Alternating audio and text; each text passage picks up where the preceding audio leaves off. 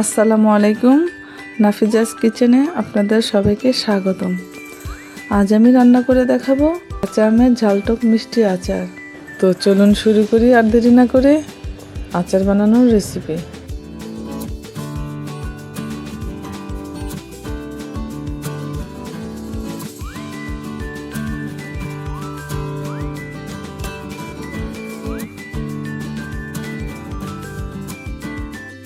শুরুতে মশলাগুলো ভেজে নিচ্ছি। প্রথমে আমি মরিচগুলো আলাদা আলাদা করে টেলে নিব, হালকা টেলে নেব, বেশি ভাজা যাবে না। তারপরে পাঁচফোড়নকে হালকা ভেজে নেব সুগন্ধি বের হওয়া পর্যন্ত। সরষেগুলো হালকা গরম করে নিব যাতে ভিজা ভাবটা না থাকে। সবগুলো মশলা আমি একত্রে ব্লেন্ডারে পিষে নেব। প্রথমে কড়াই বসালাম, তারপর শুকনো মরিচ পাঁচফোড়ন দিয়ে দিলাম। কিছুক্ষণ নাড়াচাড়া করে ভেজে নেব এরমা বের হওয়া পর্যন্ত। তারপর সরষের তেল ঢেলে দিলাম। তেলটা গরম হয়ে আসলে আমটা ঢেলে দেব।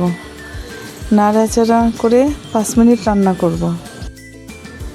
একটু হলুদ দিয়ে দিলাম কালার আসার জন্য। দিয়ে কিছুক্ষণ নাড়াচাড়া করব, 5 মিনিট অপেক্ষা করব।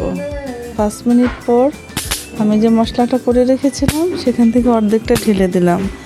দিয়ে আরও 5 মিনিট রান্না করব।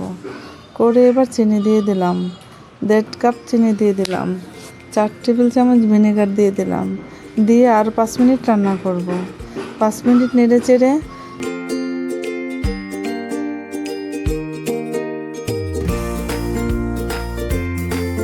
আমি যে বাকি মশলাটা রেখেছিলাম সেই মশলাটা এখন ঢেলে দেব। দিয়ে আরও 2-3 মিনিট রান্না করব।